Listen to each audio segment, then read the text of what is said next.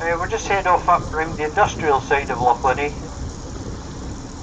first, and then all the way down the far shore by the salmon farms down to Inverskaddle Bay, across the Great Glen fault line to Seal Rock before returning up the shore. It's a 2-hour round trip. Any questions or special needs, feel free to give us a shout, folks. Thank you.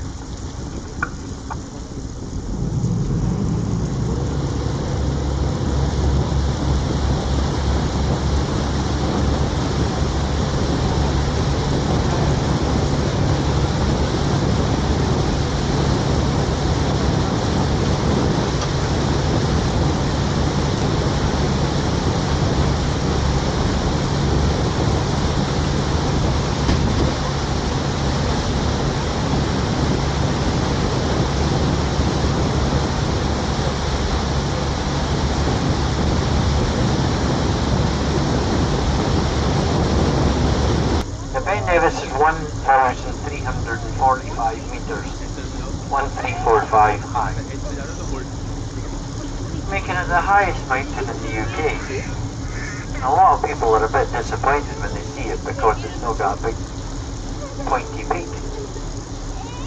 But yeah, it's still hard enough to do. So, Hudson, the wee dog outside, his mammy's up there just now. So if you wave, she might see you. Usually you get photographs sent out from people that see the boat, got folk on the boat.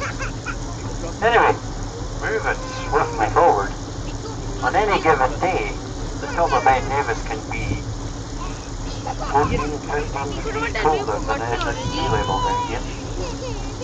As I say, there's 150,000 people every season climb it. And the record holder for being up and down Ben Nevis the quickest is a chap called Kenny Stewart. Kenny Stewart went up and down Ben Nevis. Bearing in mind most people go up and down in an average of 6 to 10 hours. Kenny Stewart went up and down in 1 hour 24 minutes. He's a machine, isn't he? Now in 2018, Victoria Wilkinson broke the women's record. 1 hour 43 minutes. But the guy that really you've got to take your hat off to as well is Finlay Wild, the local doctor. The last 12 seasons, or last 12 Ben Nevis mountain races, he's won 12 in a row, with an average time of 1 hour 35 minutes. So folks, on the right side of the vessel you'll see a couple of casualties of the 2011 winter storms. Now basically what happened was, in 2011 you had a big storm. Well, we get lots of them. It was over 100 mile an hour winds and 5 metre tides. So these boats got washed right up the shore. The wee yacht I don't know much about. The fishing boat we do.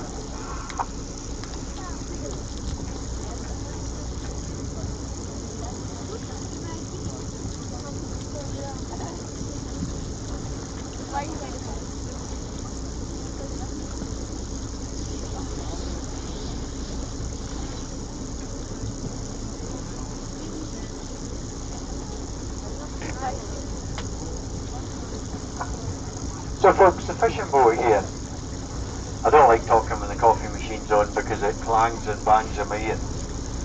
I lose my thread, I'm 54, you know. Right, the fishing boat.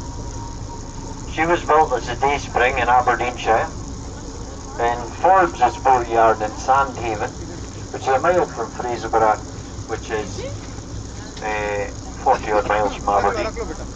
She doesn't look much now, but she's actually one of the most photographed boats in the country because of Ben Nevis being in the backdrop. You can actually go over to it. If you drive round the Corpach Canal basin here and you just walk over the wee bridge, you can walk over to it.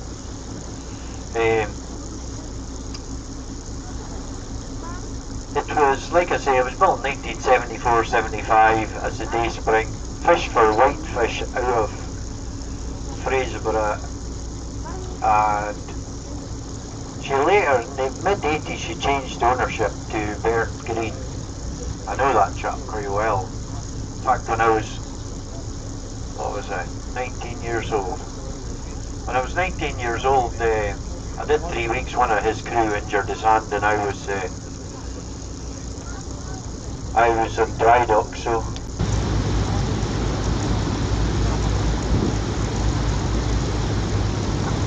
So on the right side you'll see the BSW sawmill. A lot of people mistake the sand, that piles that look like sand. They're actually chipped wood. Because in Scotland, you'll not notice today, but in Scotland it rains a wee bit up again. In fact, for Williams, officially the wettest place in the whole of the UK. That is chipped wood, and basically small bulk carriers come round in through the Corin Narrows. It's only 600 metres wide, and they go to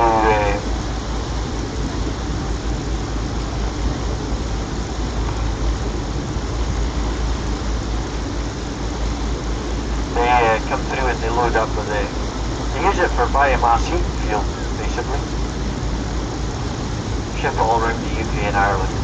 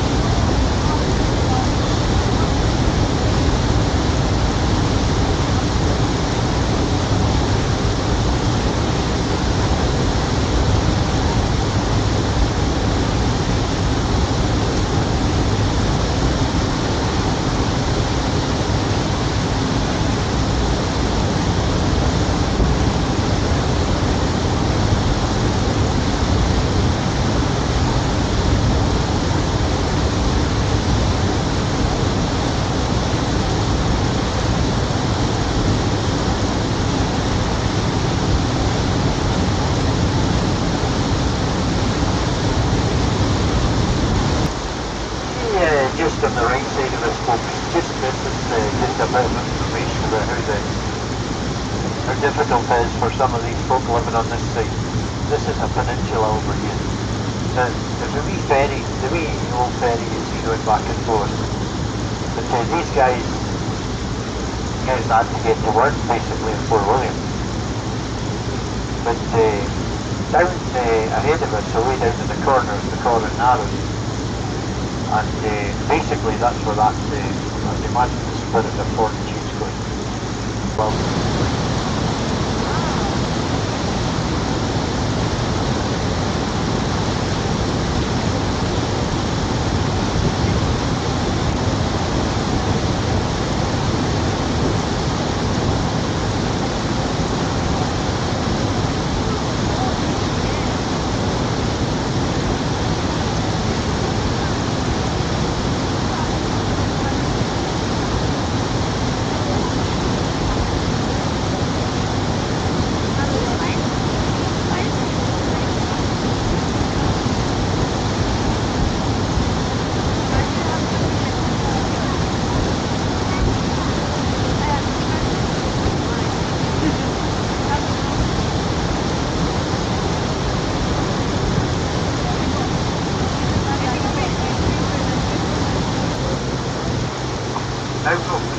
just directly ahead of us here, you see the Stony Beach running right up along ahead of us. Now if you look as it opens up onto that green grassy patch, there's a herd of deer and stags lying on the grass. Now it's rutting season, so they like to be near them. It's a bit like all you young romantics.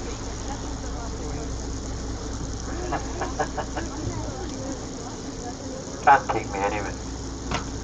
So if you look ahead of us at the bit of green grass that's opening up now, you'll see all the stags and deer about there. I'm going to stop talking because I'll scare them away.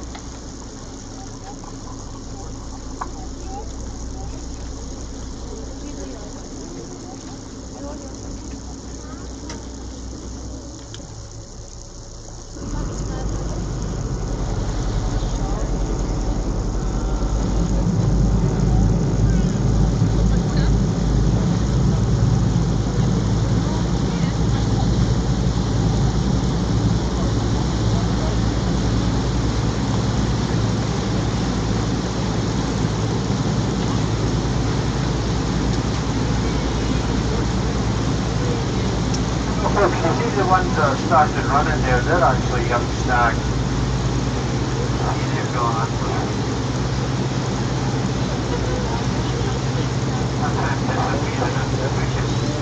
And that's usually what happens, you know. When you come along here, they'll disappear into these bushes. If I start roaring just now, they'll all run away because the next big stag's coming to chase them away from the female.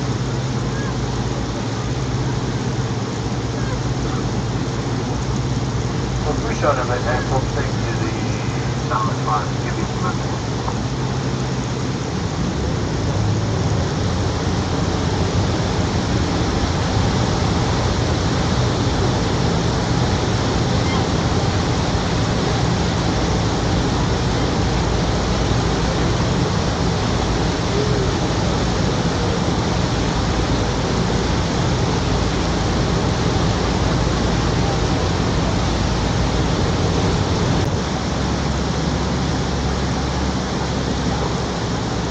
Folks, just coming up on the right hand side of the vessel here is the salmon farm. Now, each one of these big metal structures is called a grid, and inside each grid are 4 pens. In the centre of each pen you'll see a silver bar, a bit spinning round and round. Inside each, if the bars are spinning round, it means they're feeding the fish. Now the green warehouse on the shore, the big black pipes coming from there out to the fence, that's the food pipes that are connected to the spread bars that throw the feed round about the pen that feed the fish, spreads out. The brown building is the control centre, and in there they watch the underwater cameras and they can control the speed of the food coming out. If you look inside the pens you can actually see the fish jumping around. And just in front of us near the middle pen here, there were a couple of wee seal pups bobbing around, looking at the pen. Now, to give you an idea,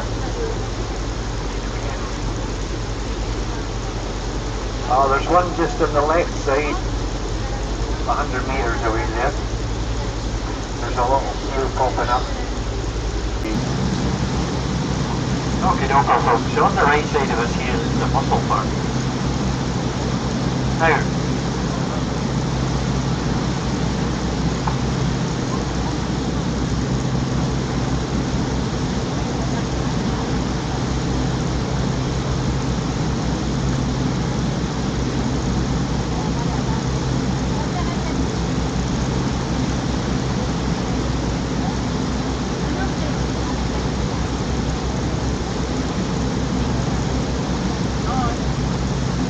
Now, folks, mussel farming, simplest thing in the world.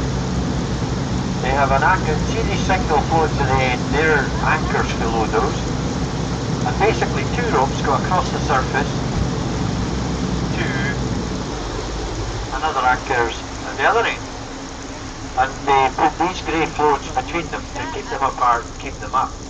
The mussel lines actually are down ropes that hang down, and the mussels grow to that.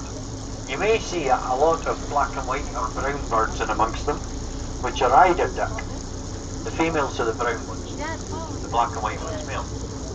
Their staple diet is mussels. Now, as the mussels grow, all they do is put more floats in, so it's quite a simple process.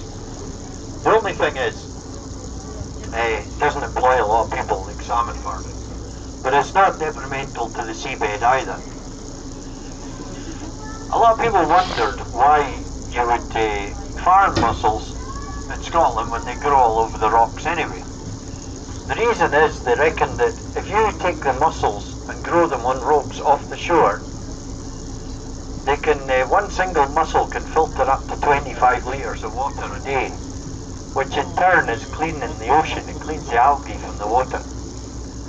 And someone said this a couple of months back, what's the point in 25 litres of water being filtered in an ocean this size? Well, the answer to that is, one of these sites can hold up to 300 tonnes of mussels. So you can imagine that's filtering a whole load of water. The guy that owns this site actually has about 20 other sites. So you can imagine that's just one company. So that's the reason for it.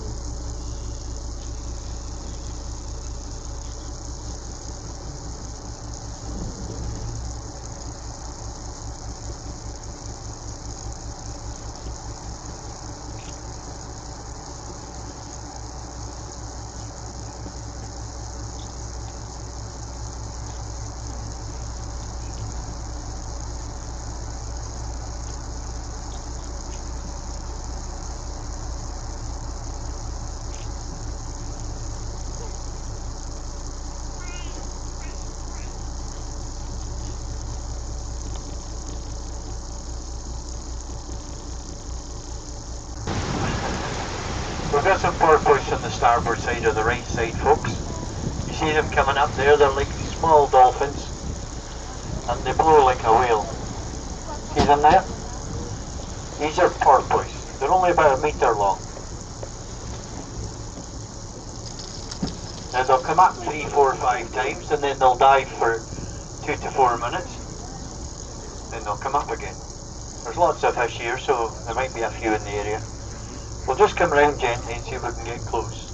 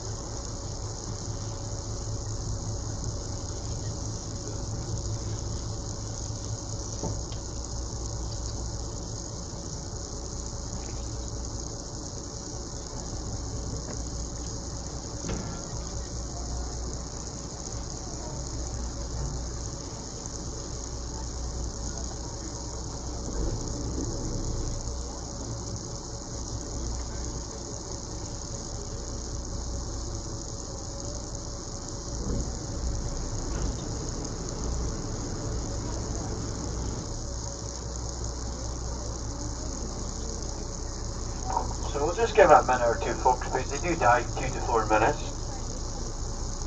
So we'll give it a minute or two to